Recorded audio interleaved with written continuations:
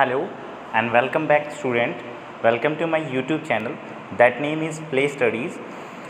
Today we are going to study about chapter 4 of class 10th. That name is quadratic equation. So firstly we have introduced about quadratic equation. So let's start. Let's start with quadratic equation. Quadratic equation.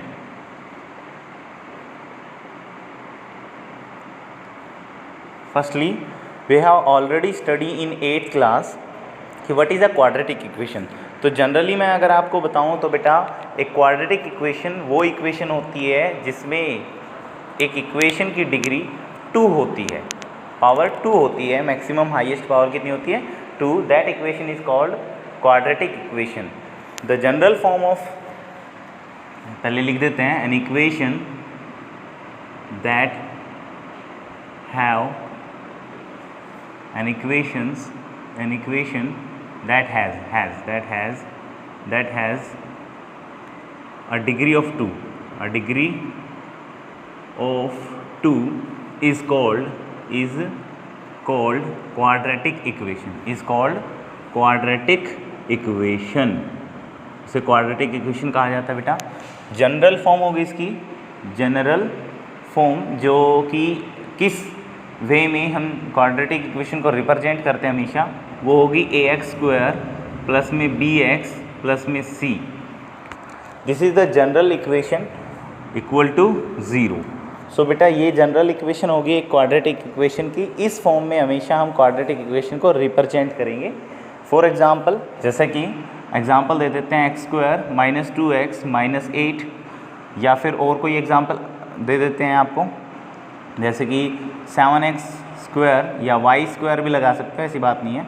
Minus में 8y plus में 8 is equal to 0, या equal to 0 ना भी लगाओ तो भी general equation ये हो जाएगी आपकी. ठीक है.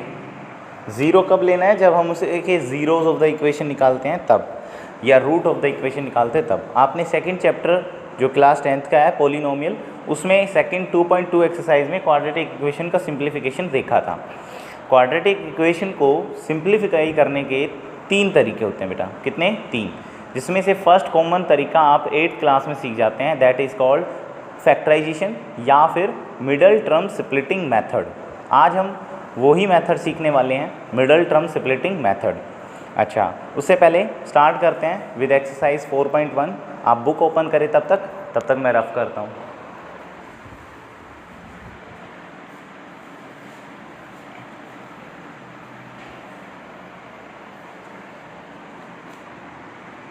Exercise 4.1. Question 1. Question 1 is said that check whether the following are quadratic equation. Check कीजिए कि जो फॉलोइंग इक्वेशन है वो क्वाड्रेटिक है या नहीं है. तो चलिए करते हैं स्टार्ट विद फर्स्ट क्वेश्चन.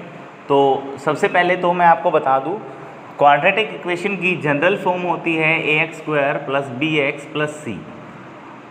ठीक है. अगर हमारा आंसर इस फॉर्म में आता है तो yes it is a quadratic equation. अगर इस फॉर्म में नहीं आता है तो नहीं, does not, it is not a quadratic equation. हम आंसर दे सकते हैं हमारे क्वेश्चन में. तो फर्स्ट पार्ट कहता है हमारा x प्लस 1 का whole square equal to 2 bracket में x माइनस 3. तो बेटा यहाँ पर एक आईडी लगी हुई है, ये आईडी है a प्लस बी का होल स्क्वायर, जैसा कि आपने 9th क्लास में सीखा हुआ है. This is a whole ID a plus B का होल स्क्वायर.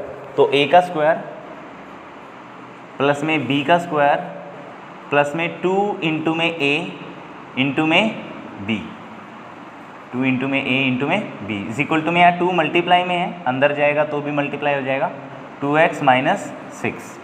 यहाँ पर x का स्क्वायर हो गया, प्लस में 1 आ गया, प्लस में 2x आ गया. ये 2x प्लस का इधर आएगा तो माइनस का हो गया, माइनस का 6x इधर आएगा तो प्लस का 6 हो गया, इक्वल टू क्या बचा 0.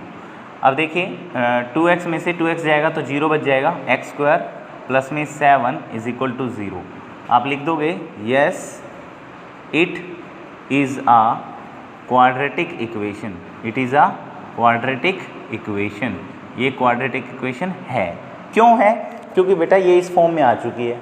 अब आप कहेंगे सर इसमें bx नहीं है हमारा, ax² तो है, डिग्री तो है हमारी 2, जैसा कि मैंने उसमें डेफिनेशन में बताया था ना, equation that have a degree of 2 that is called quadratic equation. तो बेटा यहाँ पर भी तो डिग्री कितनी आई है 2, और ये इसी फॉर्म में है। अगर मैं इस फॉर्म को इसी फॉर्म में लिखूँ तो ये ऐसे लिखा जाएगा 1x² प्लस में 0x प्लस में 7 इज इक्वल टू 0। आप चेक कर लीजिए, ax², a की वैल्यू 1 है, b की वैल्यू 0 है और c की वैल्यू 7 है, प्लस 7 इक्वल टू 0। ये इसी फॉर्म में आ गया ना, तो आपको लिखना नहीं है ये, बस आपको अंडरस्टैंड करना है कि ये इस फॉर्म में है। क्लियर है, बात समझ आई? चलिए अब करते हैं इसका सेकंड पार्ट, जो कि हम यहाँ पर कर लेते हैं। This is your second part. इसमें कहता है x² माइनस में 2x इज इक्वल टू में -2 मल्टीप्लाई में 3 माइनस में x। यहाँ पर आपका x² minus 2x is equal to में -2 अंदर मल्टीप्लाई होगा तो -6 प्लस में -2 माइनस x से मल्टीप्लाई होगा तो प्लस का 2x आ जाएगा। सबको इधर ले आते हैं, x² minus 2x plus 6 minus 2x is equal to 0, क्योंकि ये प्लस का माइनस का था, इधर आया प्लस का हो गया, प्लस का था इधर आया माइनस का हो गया। x² minus 4x plus 6 is equal to 0। तो yes it is a quadratic equation, yes it is a quadratic equation, ये क्वाड्रेटिक इक्वेशन है। आई बात समझ में? सिंपल है। चलिए अब करते हैं कुछ 1-2 पार्ट और। मैं आपको पार्ट नंबर अब करा रहा हूँ 3rd, 4th और 5th में से एक पार्ट, बाकी के 4th पार्ट 6th पार्ट भी आप खुद करेंगे, चेक करेंगे कि ये क्वाड्रेटिक इक्वेशन है या नहीं है। ठीक है, फिर हम करते हैं पार्ट नंबर 3rd। बाकी के पार्ट कुछ पार्ट मैं छोड़ दूंगा, डू योर सेल्फ, आप अपने सेल्फ में करें।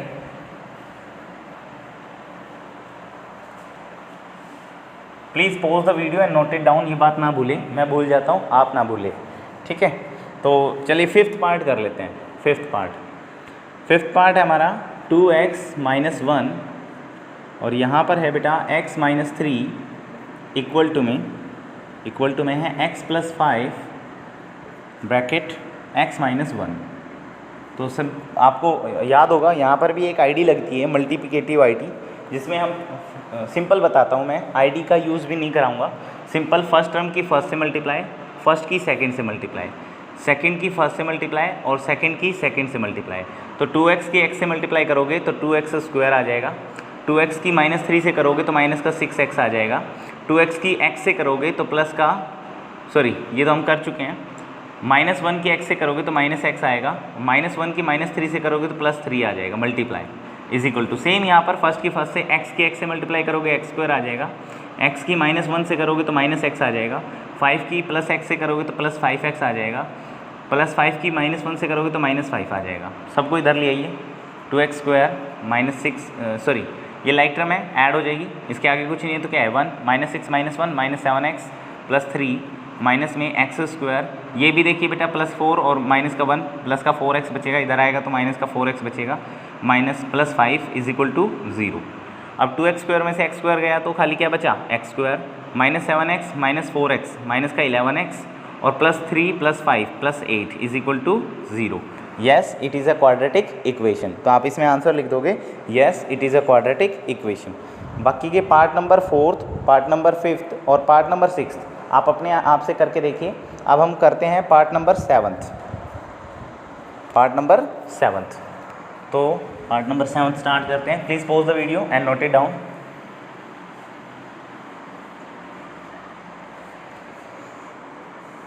सेवन्थ पार्ट करते हैं। 7th पार्ट हमारा कहता है x प्लस में 2 का whole cube is equal to में 2x x² -1।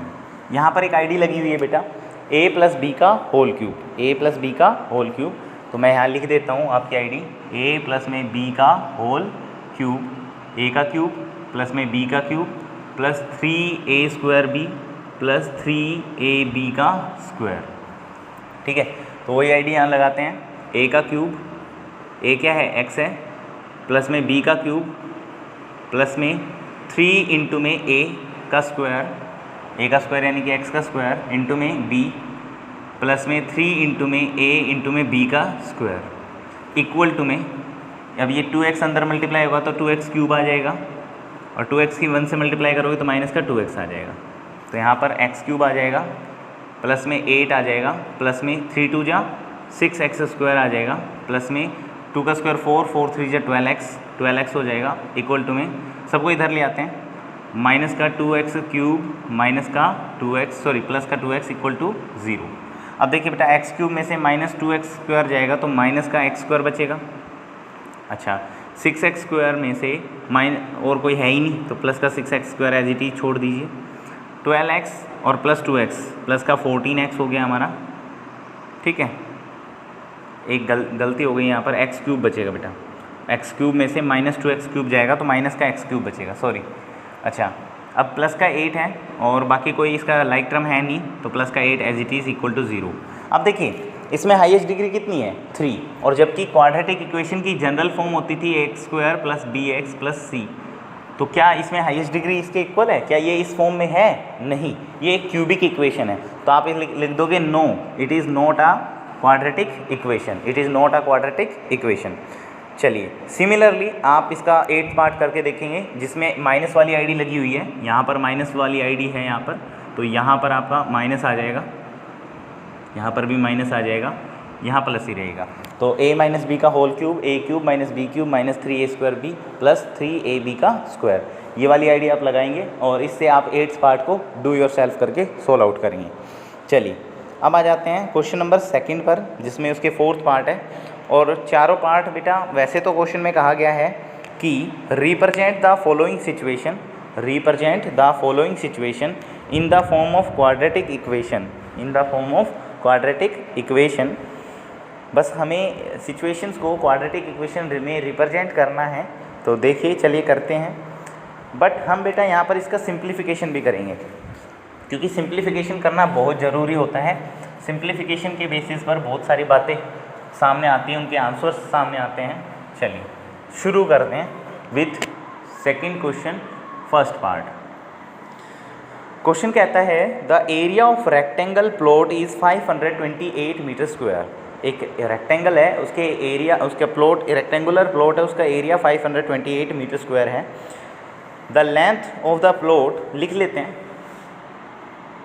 Area of rectangular plot is equal to में 528 मीटर स्क्वायर। अब क्वेश्चन में कहता है the length of the plot is 1 more than twice of the breadth. जो rectangle की लेंथ है वो ब्रेथ से ट्वाइस और 1 मोर देन है, 1 more than the twice of the breadth. Find the length and find the breadth. तो बेटा late breath निकाल लेते हैं, क्योंकि जो लेंथ का रेशियो है वो ब्रेथ के साथ है। लेंथ का रिलेशन है, सॉरी नॉट रेशियो, रिलेशन है वो ब्रेथ के साथ है, तो ब्रेथ को हम x मान लेते हैं। तो जो आपकी लेंथ होगी वो क्वेश्चन में लिखा है 1 more than twice of the breadth, तो 1 मोर देन कर दिया और ब्रेथ का ट्वाइस कर दिया, ब्रेथ का ट्वाइस 2x होगा और 1 मोर देन में प्लस 1 कर दिया। ठीक है, अब आपको याद होगा हमें एरिया गिवन है, ब्रेथ गिवन है, लेंथ गिवन है, तो हम एरिया निकाल सकते हैं ना, एरिया का फॉर्मूला लगा सकते हैं ना। एरिया ऑफ रेक्टेंगल क्या होता है? Length into breadth, rectangle is equal to में लेंथ इंटू में ब्रेथ। रेक्टेंगल का एरिया 528 मीटर स्क्वायर दिया हुआ है, इज इक्वल टू में लेंथ की वैल्यू 2x प्लस 1 है और ब्रेथ की वैल्यू आपकी x है।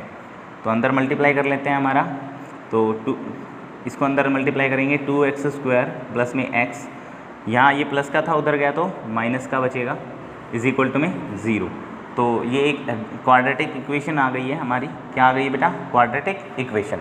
तो यहाँ तक कोई प्रॉब्लम हो तो आप मुझे बताइए। तो क्वेश्चन में यहाँ तक तो कहा गया था कि बेटा represent the situation in quadratic equation, but बेटा यहाँ पर हम रिप्रेजेंटिंग के साथ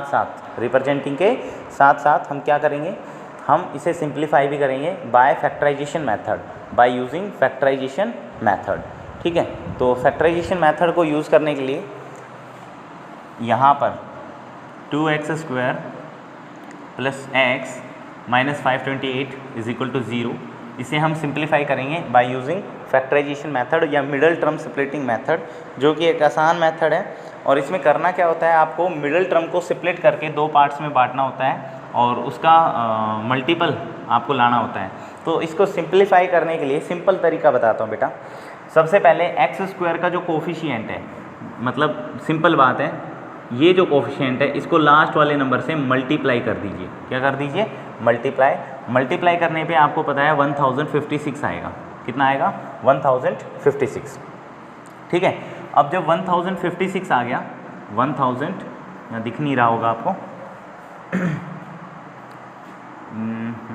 यहीं पर कर देते हैं। 1056 जब आया आपका तो उसे प्राइम फैक्टर निकाल लीजिए उसके। क्या निकाल लीजिए? Prime factor.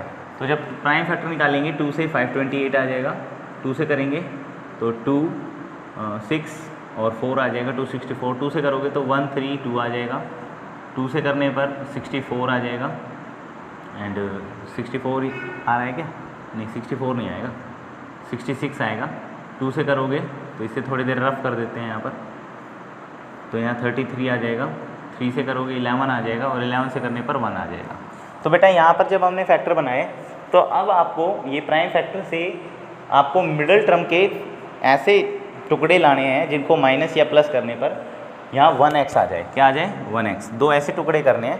For example 2x² plus में 1x माइनस में 528 इज इक्वल टू 0। यहाँ पर इसे रफ कर देते हैं, यहाँ पर थोड़ा सा कन्फ्यूज़न लग रहा होगा। जैसे कि 2 2 जा 4, 4 2 जा 8, 8 2 जा 16, 16 2 जा 32। मैं इन सब की मल्टीप्लाई रख लेता हूँ यहाँ तक 32, और यहाँ पर 11 3 जा 33। अब आप चेक कर लीजिए 32 और 33 की मल्टीप्लाई 1056 ही आएगी। ठीक है, और इन दोनों को माइनस करने पर प्लस का 1x आएगा। तो मैंने यहाँ से इनको क्या कर लिया? दो पार्ट्स में डिवाइड कर लिया, मतलब 1x को दो पार्ट्स में स्प्लिट कर दिया। क्या कर दिया? स्प्लिट। जिससे हमारा मल्टीपल तो लास्ट वाले डिजिट के साथ आ गया, मतलब जो लास्ट वाले डिजिट के साथ हमारा 1056 आया था। ठीक है, अब हम लिख देंगे 2x² प्लस में 32x या 33x, क्योंकि हमें प्लस का 1x लाना है, माइनस का 32x। यहाँ पर भी साइन का वैल्यू चेक करना है कि 33 में से 32 माइनस होने पर प्लस का 1x से ही बचना चाहिए। ठीक है, और मल्टीप्लाई करने पर माइनस का 1056 ही आना चाहिए, क्योंकि जब 2 से आप इसकी मल्टीप्लाई करोगे माइनस का 1056 आएगा। तो अब इस टर्म में से कॉमन ले लीजिए। कॉमन लेंगे x आएगा कॉमन, यहाँ 2x प्लस में 33 आएगा, माइनस में यहाँ पर आपका 16 कॉमन आ जाएगा बेटा इन दो टर्म में से, और माइनस का 16 कॉमन आएगा। जब माइनस यहाँ माइनस है तो माइनस 16 कॉमन आने पर अंदर के साइन चेंज हो जाएंगे, 2x प्लस में 33 हो जाएगा। देखिए पहले माइनस का साइन था, यहाँ प्लस हो गया, इक्वल टू 0। तो बेटा यहाँ पर एक फैक्टर तो 2x प्लस 33 हो जाएगा, कॉमन ले लेंगे इसे, 2x plus 33, 2x plus 33 common ले लेंगे, तो यहाँ बचेगा x minus 16 is equal to 0। तो बेटा x की दो वैल्यू आ गई, यहाँ से तो आ गई, प्लस का 33 माइनस का हो जाएगा, और मल्टीप्लाई का 2 उधर जाएगा तो डिवाइड का। एक तो ये वैल्यू हो गई, और एक वैल्यू हो गई x इक्वल टू माइनस 16 रखने पर x इक्वल टू 16 हो गया। तो दो वैल्यू हो गई, एक तो ये और एक ये। ठीक है, ये वैल्यू नेगलेक्ट हो जाएगी, यहाँ पर क्या हो जाएगी? नेगलेक्ट। अब कई बच्चे पूछते हैं सर ये नेगलेक्ट क्यों हुई? क्योंकि हमने सेकंड चैप्टर पॉलिनोमियल में तो इसे नेगलेक्ट नहीं किया था, यहाँ पर क्यों नेगलेक्ट कर रहे हैं? क्योंकि बेटा क्वेश्चन में हमें निकालना है ब्रेथ और लेंथ। आप ही देखिए लेंथ और ब्रेथ एक पॉजिटिव डिग्री है। कैसी डिग्री है? पॉजिटिव। पॉजिटिव मतलब ये कभी भी नेगेटिव टर्म में नहीं हो सकती। तो ये लेंथ और ब्रेथ कभी आपने देखा है कि एक दीवार की लंबाई -3 सेंटीमीटर की है? नहीं ना। तो इसीलिए नेगेटिव टर्म्स यहाँ पर नेगलेक्ट हो जाएगी। हर चैप्टर में नहीं होती, क्वेश्चन के अकॉर्डिंग होगी। यहाँ पर होगी क्योंकि क्वेश्चन में पॉजिटिव डिग्री में क्वेश्चन पूछा गया है, तो positive degree x equal to 16 होगा। तो x की क्या था हमारा? ब्रेथ। तो लास्ट लाइन लिखोगे hence breadth is equal to hence breadth is equal to में 16 centimetre, sorry metre not centimetre, and length is equal to में अब आप देखिए 2x प्लस 1, तो यहाँ 16 रखेंगे, 16 2 32 प्लस 1 33 मीटर आपका क्या आ जाएगा? आंसर आ जाएगा। तो इस तरह से आपको क्वाड्रेटिक इक्वेशन को रिप्रेजेंट भी करना है, प्लस में उसका सिंप्लीफिकेशन भी देना है। तो अब करते हैं इसका सेकंड पार्ट। तो तब तक नोट डाउन करें, please pause the video and note it down.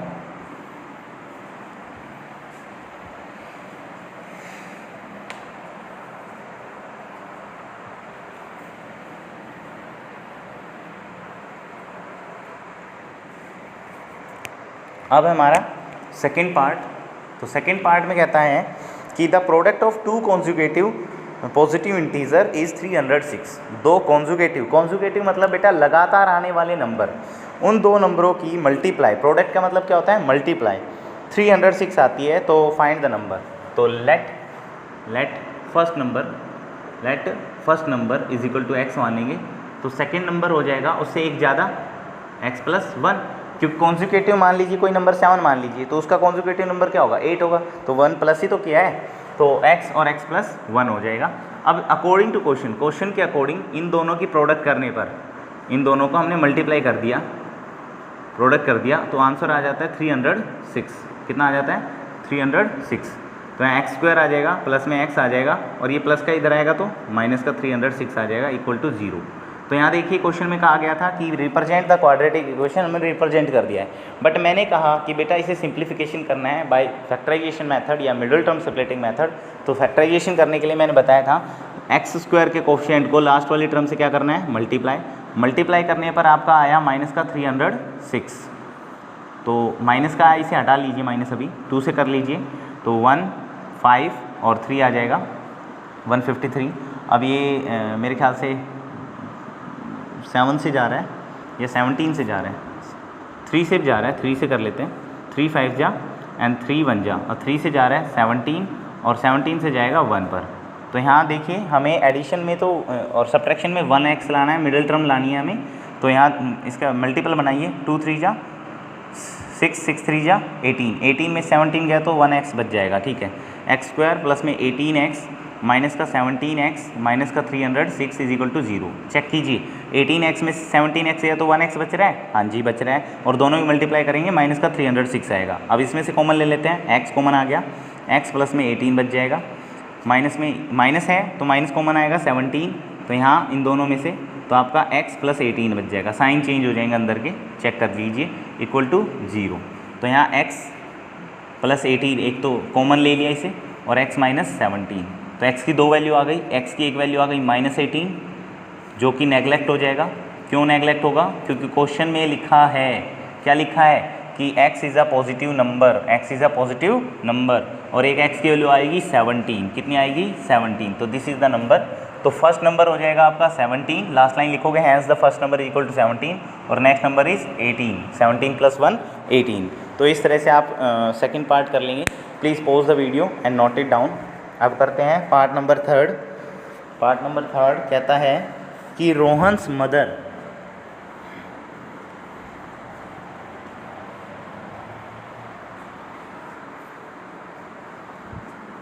Third part में कहता है बेटा रोहन्स मदर, रोहन का जो मम्मा है वो 26 ईयर्स ओल्डर देन हिम, उससे 26 साल बड़ी है, तो लेट रोहन्स परसेंट एज, ये सेकंड का थर्ड पार्ट है बेटा, लेट रोहन्स परसेंट एज, क्योंकि मैंने थर्ड चैप्टर में भी यही बताया था कि हमेशा परसेंटेज लेट कीजिए, एक्स ईयर, ठीक है, एक्स ईयर लिखना ना भूलें, ईयर्स।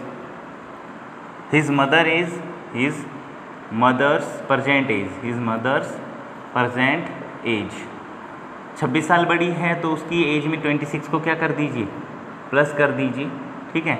अब क्वेश्चन में कहा गया है कि the product of their age is 3 year from now, आज से 3 साल के बाद उनकी एजेस की प्रोडक्ट, उनकी उम्र की मल्टीप्लाई 3 साल के बाद।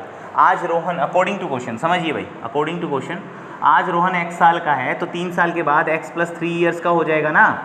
अच्छा, उसकी मम्मा x प्लस 26 प्लस 3 ईयर्स यानी कि 26 प्लस 3 29 की हो जाएगी, उन दोनों की मल्टीप्लाई 3 साल के बाद कितनी आती बेटा क्वेश्चन में 360 आती है। क्वेश्चन के अकॉर्डिंग कहता है कि आज से 3 साल के बाद जो उनकी एज होगी रोहन की और उसकी मम्मी की, रोहन की एज 3 साल के बाद ये होगी और रोहन की मम्मी की एज 3 साल के बाद ये होगी, दोनों की प्रोडक्ट 360 आती है। तो मल्टीप्लाई कर लीजिए, एक्स स्क्वायर प्लस में 29x प्लस में 3x प्लस में 29 3 जा 87, और ये प्लस का इधर आएगा तो माइनस का 360 इज इक्वल टू 0। तो यहाँ बेटा एक्स स्क्वायर प्लस में 32x आ जाएगा और माइनस में 87 में से 360 जाएगा तो 10 में 7 गया तो 3 बच गया, और 15 में से 8 गया तो 7 बच गया, और 2 इज इक्वल टू में 0। इसे फैक्टराइज कीजिए, प्राइम फैक्टराइजेशन मेथड का यूज़ कीजिए। इसके आगे 1 है, 1 को जब लास्ट वाली टर्म से मल्टीप्लाई करेंगे 273 ही आएगा, उसे प्राइम फैक्टर बनाएंगे तो 3 से जा रहे हैं 91 पर, 7 से जा रहा है 13 पर, और 13 जा रहा है 1 पर। तो बेटा 3 7 जा, करके देखिए बेटा, 3 7 जा 21, 21 प्लस 13, 21 में 13 ऐड करते हैं तो क्या 32 आएगा? नहीं आएगा। अब और कोई देखते हैं, 13 3 जा 39, 39 में से 7 माइनस करते हैं तो 32 आ रहा है ना।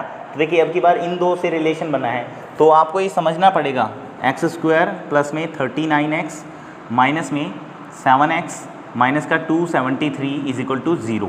तो यहाँ पर इसमें से कॉमन ले लीजिए, x कॉमन आ गया है, x प्लस में 39 आ जाएगा, माइनस में 7 कॉमन आ जाएगा, तो x प्लस में यहाँ माइनस का कॉमन आया है तो अंदर के साइन चेंज हो जाएंगे, 39 इज इक्वल टू 0।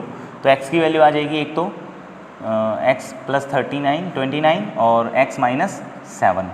तो यहाँ पर निकाल देते हैं, x इज इक्वल टू एक तो आ जाएगा -29, ठीक है, यहाँ पर कर दीजिए, यहाँ पर कर दीजिए। एक तो वैल्यू आई है x प्लस 39, तो इक्वल टू 0 रखेंगे तो x की वैल्यू आ जाएगी -39, जो कि नेगलेक्ट हो जाएगी। क्यों नेगलेक्ट हो जाएगी? क्योंकि क्वेश्चन में एज पूछी गई है और कभी नेगेटिव एज पॉसिबल नहीं है। और दूसरी वैल्यू आ जाएगी x minus 7 is equal to 0, x की वैल्यू 7 आ जाएगी, 7, तो ये सिलेक्ट हो जाएगी। तो आप लास्ट लाइन लिखेंगे, hence Rohan's present age is equal to x years is equal to 7 years. Rohan की प्रेजेंट एज कितनी आई बेटा? 7 साल। और उसकी मदर की प्रेजेंट एज कितनी आ जाएगी? 7 प्लस 26 कितना हो जाएगा? 33 ईयर्स। कितना हो जाएगा? 33 ईयर्स। आंसर आ गया। आई बात समझ में? ये नेगेटिव टर्म क्यों नेगलेक्ट हुई? ठीक है, अब आ जाइए लास्ट क्वेश्चन पर, जो कि एक अच्छा बेहद क्वेश्चन, अच्छा क्वेश्चन है। चलिए करते हैं स्टार्ट। और फोर्थ पार्ट पर लगा लीजिए 100%, very important, because it is very important for CBSE exam view idea. ठीक है,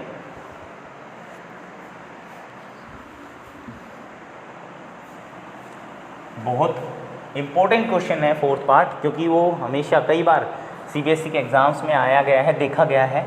उस जैसा कोई ना कोई क्वेश्चन हमेशा आता है, हर साल आता है, लास्ट ईयर भी आया था। तो अब करते हैं पार्ट नंबर फोर्थ।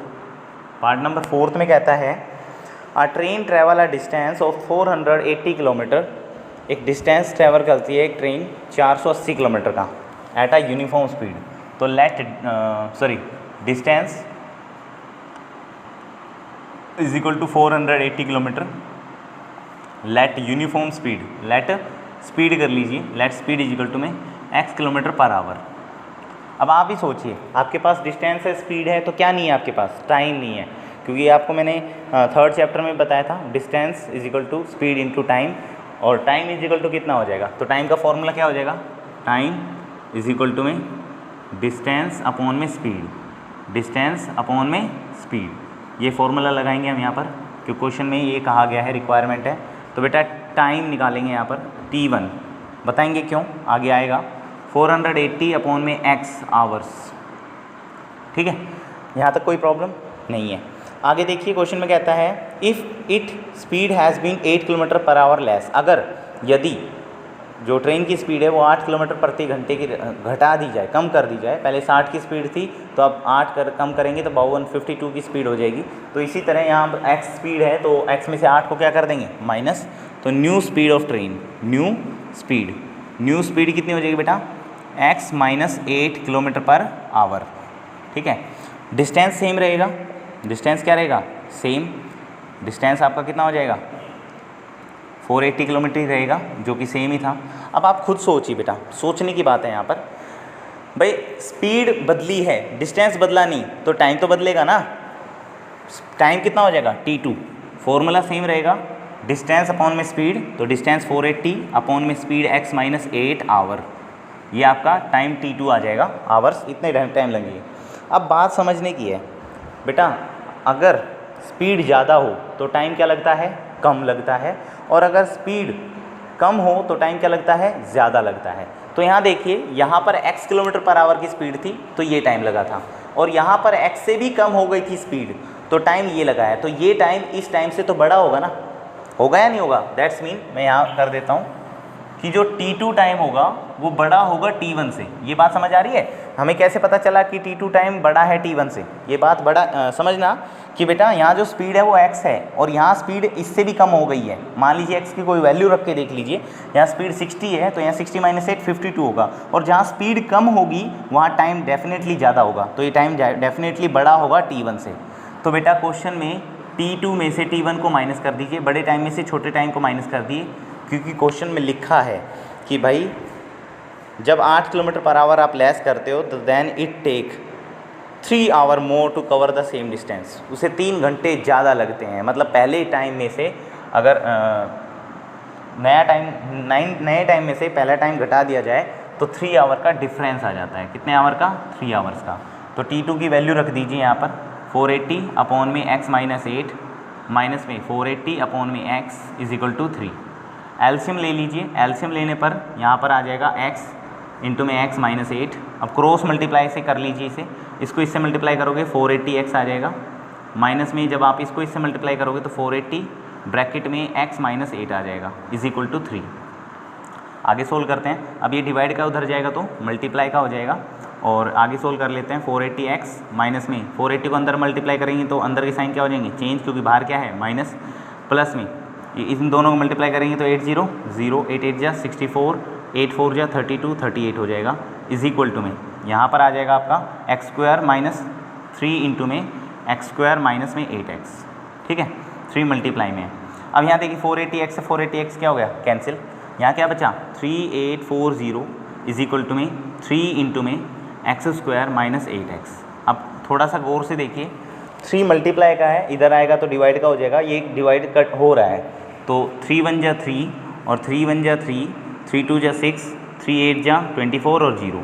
तो बेटा यहाँ पर बच गया x² माइनस 8x।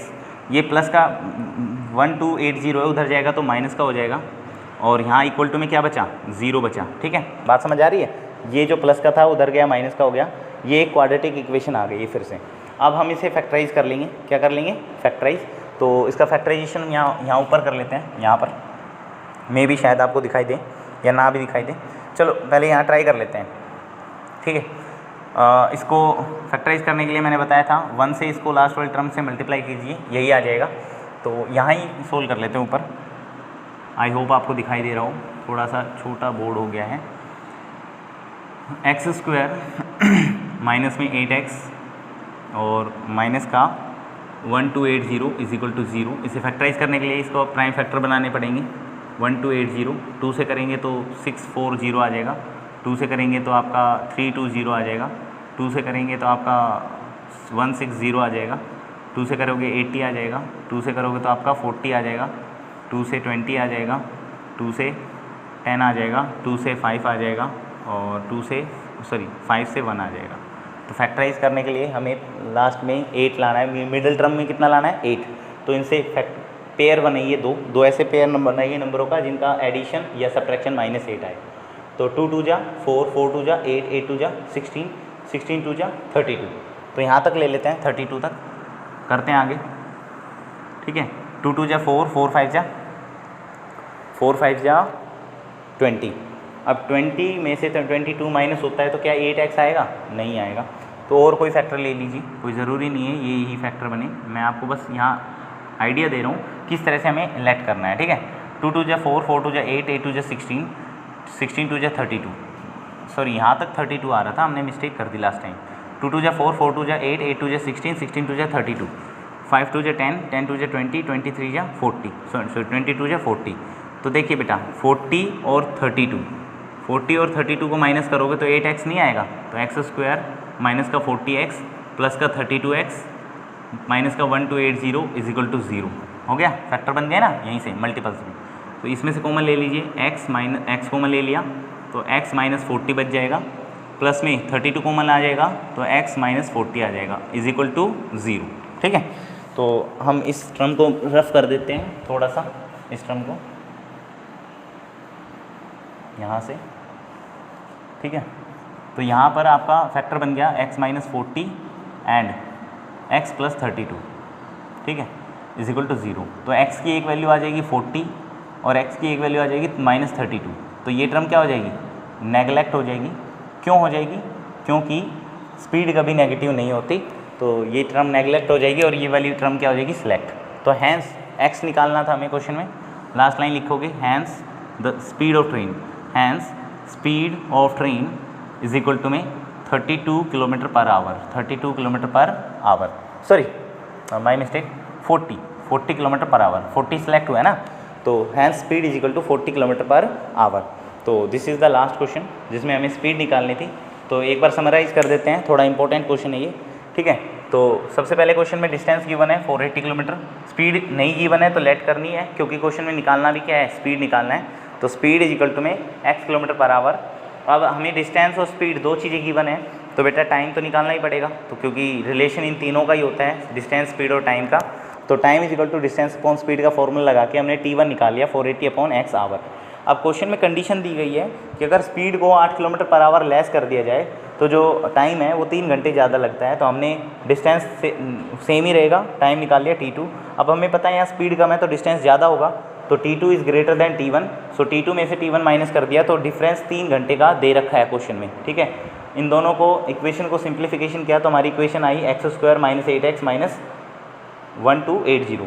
अब इसे फैक्टराइजेशन कर लिया, फैक्टराइजेशन से हमारी दो वैल्यू आई, x इक्वल टू 40 और x इक्वल टू माइनस 32। अब यहाँ पर माइनस की वैल्यू नेगलेक्ट हो जाएगी, क्यों, because speed never be negative, speed कभी नेगेटिव नहीं होती, तो नेगलेक्ट हो जाएगी और x इक्वल टू 40 सेलेक्ट हो जाएगा। Hence the speed of train is equal to 40 kilometre per hour, ये इसका सिंप्लीफिकेशन आंसर हो जाएगा। It's a very important question, so इसे अच्छे से एक बार करके देखें, ट्राई करें घर पे, बढ़िया ज़रूरी है बेटा। अब चलिए आज के लिए इतना काफ़ी है।